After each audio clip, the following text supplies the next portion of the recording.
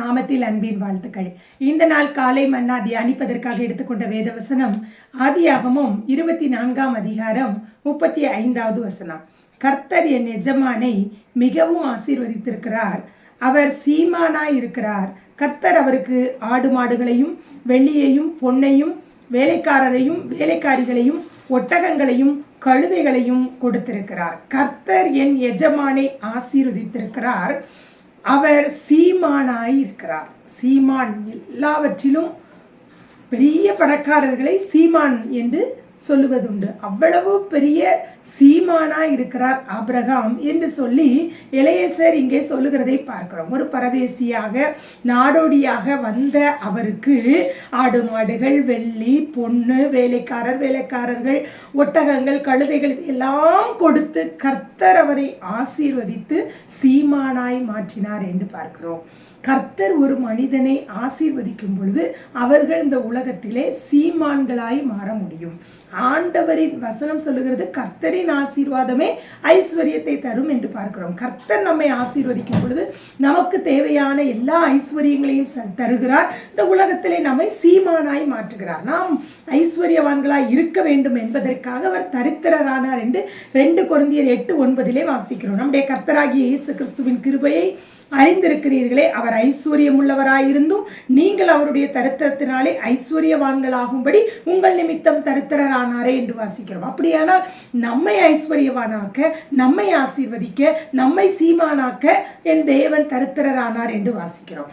நாம் இந்த உலகத்திலே ஒரு ஆபிரகாமை போல சீமானாய் மாற நாம் முதலாவது ஆண்டவருக்கு எப்பொழுதும் நன்றி சொல்லுகிறவர்களாக பழக்கம், நன்றி சொல்லுகிற பழக்கம் நமக்கு இருக்க வேண்டும். கர்த்தர் நமக்கு கொடுத்த எல்லா நன்மைகளுக்காக, கர்த்தர் நமக்கு கொடுத்த எல்லா ஆசீர்வாதங்களுக்காக அனுதினமும் நன்றி சொல்லணும். இருக்கிறவைகளுக்காக கர்த்தர் நம்மை இப்பொழுது எவ்விதம் ஆசீர்வதித்திருக்கிறாரோ அவை எல்லாவற்றிற்காகவும் நீ தந்த எல்லாவற்றிற்காக நன்றி என்று சொல்ல வேண்டும். உபாகமம் 8ஆம் அதிகாரம் 12 முதல் 14 வசனங்களிலே வாசிக்கிறோம். நீ புசித்து திருப்தியாகி நல்ல வீடுகளை கட்டி அவைகளில் குடியிருக்கும் பொழுது, மாடுகளின் திரட்சி உனக்கு உண்டாயிருக்கும் பொழுது நீ ஆண்டவருக்கு நன்றி. இப்படிப்பட்ட ஒரு நன்றி சொல்லுகிற பழக்கம் இப்பொழுது நம்மை ஆசீர்வதித்திருக்கிறது. நாம் குடியிருக்கிற வீட்டுக்காக நன்றி, கர்த்தர் இப்பொழுது எனக்கு தந்த எல்லாவற்றிற்காக கர்த்தரை ஸ்தோத்தரிக்கிறேன் என்று நாம் எப்பொழுதும் ஆண்டவருக்கு நன்றி சொல்லும் பொழுது இன்னும் நமக்கு தேவையான நன்மைகளை, இன்னும் நமக்கு தேவையான ஆசீர்வாதத்தை கொடுத்து ஆண்டவர் நம்மை சீமானாய் மாற்ற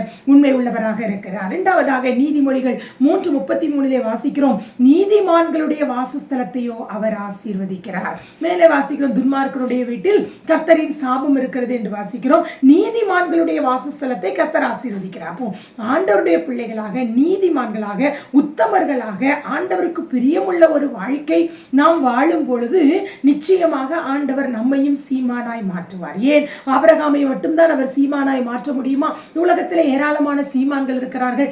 எங்க எனக்கு ஐஸ்வர்யமே இல்லை, ஆசீர்வாதமே இல்லை, எங்க சீமானா மாறுவது அப்படியெல்லாம் நினைத்து கொண்டிருக்கலாம். ஆனால் ஆண்டவர் சொல்றாரு, கர்த்தர் என்ன, எலியேசர் சொல்லும் பொழுது கர்த்தர் என் எஜமானை ஆசீர்வதித்திருக்கிறார், அவர் சீமானாய் இருக்கிறார் என்று சொல்லி இந்த காலை வேளையில இதை கேட்டுக்கொண்டிருக்கிற உங்களையும் கர்த்தர் ஆசீர்வதிப்பாரே. ஆனால் நீங்கள் இந்த உலகத்திலே சீமான்களாய் இருப்பீர்கள். எப்பொழுதும் கர்த்தருக்கு நன்றி சொல்லுங்கள்.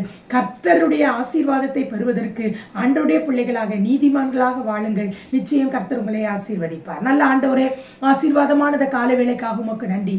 நீர் எங்களை ஆசீர்வதிக்கும் போது இந்த உலகத்திலே நாங்கள் சீமானாய் இருப்போம். ஒரு ஆபிரகாம் ஆடுகளையும் மாடுகளையும் வேலைக்காரரையும் ஒட்டகங்களையும் உடைய பெரிய சீமானாய் நீர் மாற்றினது போல ஆண்டவரே, இந்த நிகழ்ச்சியை பார்த்து கொண்டிருக்கிற அநேகர் தங்களுடைய வாழ்க்கையிலே பலவித இழப்புகளோடு, தோல்விகளோடு அல்லது ஆசீர்வாதம் இல்லாத ஒரு நிலையில் இருக்கலாம். ஆண்டவரே, அவர்களை எல்லாம் ஆசீர்வதிப்பதற்காக நீ தரித்திரரானீர் என்று நாங்கள் பார்க்கிறோம். எனவே நீர் கொடுத்தவைகளுக்காக நாங்கள் நன்றி சொல்லவும் ஆண்டவரே, நீதிமான்களாய் இந்த உலகத்திலே வாழ்ந்து சீமானாய் மாற எங்கள் பிள்ளைகளுக்கு உதவி செய்யும். இந்த நாள் அவர்களுக்கு ஆசீர்வாதமாய் இருக்கட்டும். இயேசுவின் நாமத்தில் ஜெபம் கேளும் நல்ல பிதாவே. ஆமென், ஆமென். God bless you. கர்த்தர் உங்களை ஆசீர்வதிப்பாராக.